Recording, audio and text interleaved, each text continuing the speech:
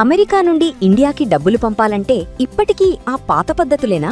అందుకే వచ్చేసింది MyPurse. Download now.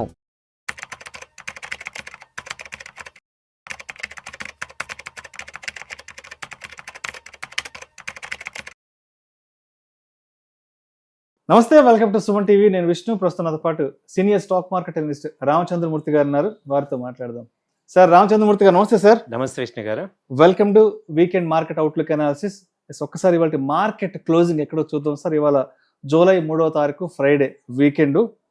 Sensex విషయానికి వస్తే 261 పాయింట్ల లాభంతో 77,763 వద్ద క్లోజ్ అయింది. నిఫ్టీ విషయానికి వస్తే 95 పాయింట్ల లాభంతో 24,270 వద్ద క్లోజ్ అయింది. అండ్ బ్యాంక్ నిఫ్టీ విషయానికి వస్తే 93 పాయింట్ల నష్టంతో 57,938 వద్ద క్లోజ్ అయింది. సో మొత్తానికి జూలై మొదటి వారంలో వీకెండ్లో మార్కెట్లు అయితే మాత్రం పాజిటివ్గా క్లోజ్ అయ్యాయి. కానీ ఇక్కడ ఒక చిన్న విషయం గమనించాలి రామచంద్రమూర్తి గారు. నిఫ్టీ ఏమో పాజిటివ్గా క్లోజ్ అయింది, 95 పాయింట్ల లాభంతో పాజిటివ్ క్లోజ్ అయింది. బట్ బ్యాంక్ నిఫ్టీ విషయానికి వస్తే 93 పాయింట్ల నష్టంతో -93 పాయింట్స్తో క్లోజ్ అయింది. ఏంటి రెండు కొంచెం అటు ఇటుగా ఉన్నాయి? ఏం జరిగింది అసలు ఇవాళ మార్కెట్లో? ఇవాళ మార్కెట్లో ఏంటంటే ఐటీ కంపెనీస్ బాగా గ్రో అయ్యాయి. లాస్ట్ 1 వీక్ నుంచి 10 days నుంచి కూడా ఐటీస్ డౌన్ అయినది. నిన్నటి నుంచి ఇవాళ నుంచి బాగా గ్రో అయింది. ఎందుకంటే యుఎస్లో 2% దాకా సెక్టోరియల్ గెయిన్స్ అయినాయి అనమాట లాస్ట్ డే. కాబట్టి దాంతో ఏంటంటే ఐటీ కంపెనీస్ అన్నీ కూడా పాజిటివ్ వచ్చాయి. అలాగే బ్యాంకింగ్ కంపెనీస్ ర్యాలీ వచ్చాయి కాబట్టి ప్రాఫిట్ బుకింగ్ జరిగింది. పిఎస్యూ బ్యాంక్స్ అయితే బాగా ప్రాఫిట్ బుకింగ్ జరిగి కొంత డౌన్ అయినాయి. అంటే చాలా వరకు ర్యాలీ వచ్చింది. యాక్సిస్ బ్యాంక్ అని, ఐసిఐసిఐ కానీ, ఎస్బీఐ, ఇండియన్ బ్యాంక్ ఇవన్నీ కూడా కొంత ప్రాఫిట్ బుకింగ్ జరిగింది. దాంతో నిఫ్టీ ఏమో పాజిటివ్ ఉంది, బ్యాంక్ నిఫ్టీ ఏమో కొంత నెగిటివ్ ఉంది. ఇది చాలా రేరు, అలాంటిది ఇప్పుడు జరిగింది. సో ఇవాళ మార్కెట్స్ మీరు అన్నట్టు చూస్తే ఏంటంటే ఇది ఒక రకంగా చాలా రోజుల తర్వాత పాజిటివ్ పుష్ అనమాట. సో మార్కెట్స్ 24,400 పైన క్లోజ్ అయింది. సో నిఫ్టీ వచ్చి సో అంతకుముందు సైకలాజికల్ లెవెల్ 24,200 పైన ఏంటంటే సైకలాజికల్గా పాజిటివ్ లెవెల్. సో దానివల్ల టెక్నికల్గా ఇక్కడ నిలబడిందంటే స్ట్రాంగ్గా ఉంది మార్కెట్ అంతా కూడా. సో తర్వాత రెండో పాయింట్ తీసుకుంటే ఈ ఎఫ్ఐఐస్ అందరూ కూడా మళ్ళీ ఎమర్జింగ్ మార్కెట్స్ ఇండియాకి వస్తున్నారు. ఎందుకంటే అక్కడ ఫెడ్ రేట్ హైక్ ఈజీ అయిపోయింది. జాబ్ రోల్స్ అక్కడ యుఎస్ మార్కెట్లో పెరిగాయి. కాబట్టి ఫెడ్ కొంచెం టెన్షన్ పడకుండా ఇంట్రెస్ట్ రేట్ పెంచుదామనే ఆలోచన వచ్చిందనమాట ఫెడ్కి. సో వాళ్ళైతే ఇప్పుడు ఆగారు. కాబట్టి ఏంటంటే ఈ ఇంట్రెస్ట్ రేట్ పెరగట్లేదు కాబట్టి ఇప్పుడు అక్కడ ఉన్న మనీ అంతా కూడా ఎమర్జింగ్ మార్కెట్స్ ఇండియాకి ఈ మిగతా కంట్రీస్కి వస్తుంది. కాబట్టి ఇండియన్ మార్కెట్స్కి పాజిటివ్ అయ్యే ఛాన్స్ ఉంది. సో కాబట్టి అదొక మేజర్ రీజన్స్తో మార్కెట్స్ ముందుకు వెళ్తున్నాయి. తర్వాత ఐటీ కంపెనీస్ మీద కూడా పాజిటివ్ న్యూస్ వచ్చింది కాబట్టి అవి కూడా ముందుకు వెళ్తున్నాయి, పాజిటివ్ వచ్చింది. తర్వాత గ్లోబల్గా అన్నీ కూడా global cues except Korean market డౌన్లో ఉంది, కానీ మిగతా అన్నీ కూడా పాజిటివ్గా ఉన్నాయి. సో అందుకని మార్కెట్ వాళ్ళంతా పాజిటివ్గానే ఉంది. తర్వాత తీసుకుంటే ఇండియా విక్స్ కూడా దాదాపు 2% తగ్గి 11%, 12 దగ్గర క్లోజ్ అవుతుంది. అంటే విక్స్ ఎప్పుడైతే తగ్గుతుందో పాజిటివ్ సెంటిమెంట్ అనమాట. సో మార్కెట్లో ఆల్రౌండ్గా చూసుకుంటే టెక్నికల్గా చూసుకుంటే ఈ ఆటోమొబైల్ స్టాక్స్ సెక్టర్ బాగుంది, ఐటీ సెక్టర్ బాగుంది, మేజర్గా రియాలిటీ సెక్టర్ బాగా పెరిగింది. లాస్ట్ 1 వీక్ నుంచి కూడా ప్రెస్టేజ్ కానీ, తర్వాత లోదా కానీ, తర్వాత గోద్రేజ్ ప్రాపర్టీస్ ఇవన్నీ ఆల్ డిఎల్ఎఫ్ ఈ మొత్తం రియాలిటీ సెక్టర్ అంతా బాగా పెరుగుతుంది. తర్వాత డాక్టర్ రెడ్డీస్ కానీ, అపోలో ఫార్మ్స్ ఇవాళ 150 పాయింట్స్ పెరిగింది. సో ఆల్ గ్లెన్మార్క్, సన్ ఫార్మా, సిప్లా, ర్యాంబాక్సీ, వక్కార్డ్ ఇవన్నీ ఫార్మా సెక్టర్ బాగా పెరుగుతున్నాయి అన్నమాట. అంటే ఇవాళ ప్రముఖంగా మనం అంటే పిఎస్యూలో కొంత ఫాల్ కదా, అంటే ఎక్కడి నుంచి వచ్చింది ఈ జర్క్? ఇది యాక్చువల్గా అంటే పిఎస్యూస్ లాస్ట్ 2 months నుంచి కూడా నిఫ్టీ కన్నా బ్యాంక్ నిఫ్టీ బాగా పెరిగింది అనమాట 2 months నుంచి. కాబట్టి ఇప్పుడు ఏమైందంటే ఇప్పుడు 58,600 దాకా వెళ్ళాక కొంత ప్రాఫిట్ బుకింగ్ అయితే జరిగింది. ఎందుకంటే ఎస్బీఐ తీసుకుంటే 950 నుంచి 1050కి వెళ్ళింది. అలాగే యాక్సిస్ బ్యాంక్ ఇప్పుడు 1050 దాకా వచ్చింది. అలాగే ఐసిఐసిఐ బ్యాంక్ బాగా వెళ్ళింది. ఎక్సెప్ట్ హెచ్డిఎఫ్సి బ్యాంకు, మిగతా అన్ని బ్యాంకులు బాగా ర్యాలీ వచ్చాయి. కాబట్టి అవి కొంత ప్రాఫిట్ బుకింగ్ ఇవాళ జరిగింది. ఫ్రైడే కాబట్టి జనరల్గా ప్రాఫిట్ బుకింగ్ అంటుందండి. సో హై రేంజ్లో వెళ్ళాయి కాబట్టి ఇది నార్మల్ కరెక్షన్. సో కాబట్టి కింద లెవెల్లో మళ్ళీ బై చేసుకోవచ్చు. ఇప్పుడు మార్కెట్ అంతా కూడా బై అండ్ డిప్ లా చేసుకోవచ్చు, ప్యానిక్ కావాల్సిన అవసరం లేదు. స్ట్రెంగ్త్ అంతా బాగుంది, మంచి స్ట్రెంగ్త్ ఉంది మార్కెట్. మంచి కంపెనీస్ చూసుకొని డిప్లో బై చేసుకుంటే మంచి బాగుంటుందండి. సో రామచంద్రమూర్తి గారు, సో 2026కి సంబంధించి ఒక 6 months కంప్లీట్ అయిపోయింది, జూన్ కంప్లీట్ అయిపోయింది. సో జూలై మాసంకి వచ్చేసాం, ఇంకొక 6 months మాత్రమే ఉంది కాబట్టి సో ఈ రాబోయే 6 months కన్నా మార్కెట్లలో ఎటువంటి ర్యాలీని ఎక్స్పెక్ట్ చేయొచ్చు, లేదంటే గతంలో లాగానే మళ్ళీ ఈ నెక్స్ట్ 6 months కూడా మార్కెట్లో ఒడిదుడుకులు ఉండే అవకాశం ఏదన్నా ఉందంటారా? యాక్చువల్గా అండి ప్రెజెంట్ చూసుకుంటే ఒడిదుడుకులకి అయితే పెద్ద ఛాన్స్ అయితే కనపడట్లేదు.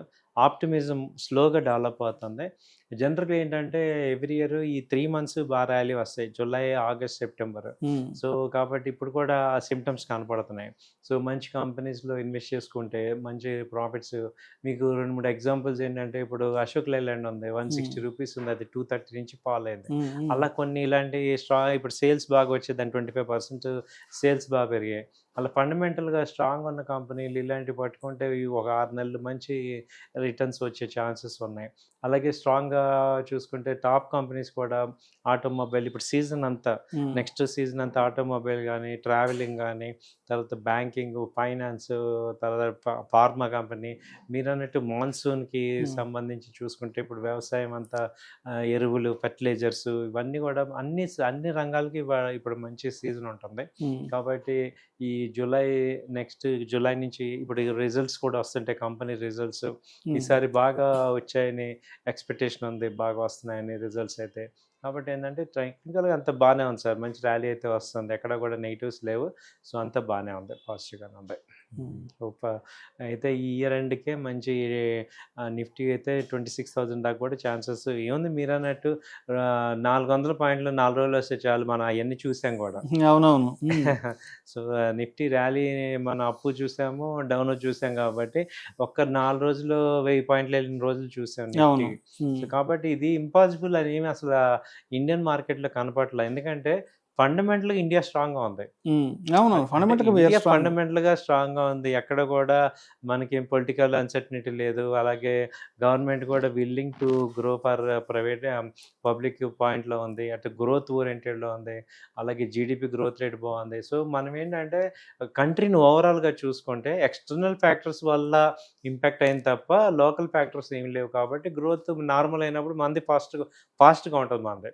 కాబట్టి అన్బిలీవబుల్ అని చెప్పలేను, కానీ మంచి గ్రోత్ అయితే ఎక్స్పెక్ట్ చేయొచ్చు.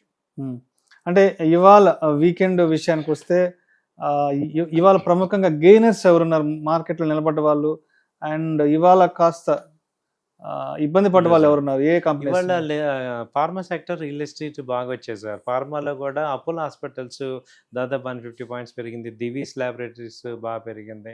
అలాగే ఇక్కడ రియాలిటీ తీసుకుంటే ప్రెస్టేజ్, ఓవరాలిటీ 4%, 5% అలా పెరిగింది, బాగా పెరిగాయి. ఇవన్నీ కూడా బాగా డౌన్ అయిన స్టాక్. ఇంకోటి ఏంటంటే గోల్డ్ కంపెనీస్ అన్ని బాగా పెరిగాయి. ముత్తూట్ ఫైనాన్స్ 4% పెరిగింది. సో అలాగే ఆల్ ఫైనాన్స్ కంపెనీస్, అలాగే ఈ శ్రీరామ్ ఫైనాన్స్ కానీ, తర్వాత చోళమండలం ఫైనాన్స్, ఇవి బాగా పెరిగాయి. అలాగే బజాజ్ ఫిన్సర్వ్ లాస్ట్ 2 days నుంచి కూడా 6-7% పెరిగింది. బజాజ్ ఫైనాన్స్ ట్విన్స్ బాగా పెరిగాయి.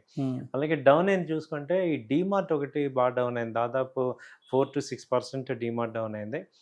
తర్వాత చూసుకుంటే ఈ ఎల్ఎన్టీ కొంచెం డౌన్ అయింది, ప్రాఫిట్ బుకింగ్. అలాగే పిఎస్యు బ్యాంక్స్ బాగా ప్రాఫిట్ బుకింగ్లోకి వచ్చేసారు ఇవి. సో డౌన్ అయింది తక్కువ ఉన్నాయి, కానీ పెరిగినవి బాగా ఉన్నాయి. ఓకే. సో మొత్తానికి వీకెండ్ అయితే మాత్రం మార్కెట్లు కాస్త పాజిటివ్ ర్యాలీతోనే క్లోజ్ అయ్యాయి. దాంతోపాటు గోల్డ్, సిల్వర్ కూడా బాగా పెరిగాయి ఈ 2 రోజుల నుంచి. గోల్డ్ కూడా 1,45,000 దాకా వచ్చింది, $4,000 సపోర్ట్ తీసుకొని $200 పెరిగింది. అలాగే సిల్వర్ కూడా 2,40,000 దాకా వచ్చింది, 2 days బ్యాక్ 2,20,000 అలా ఉంది. సో ఈ వీక్ అయితే గోల్డ్, సిల్వర్ కానీ మార్కెట్స్ బాగా పెరిగినాయండి. రైట్.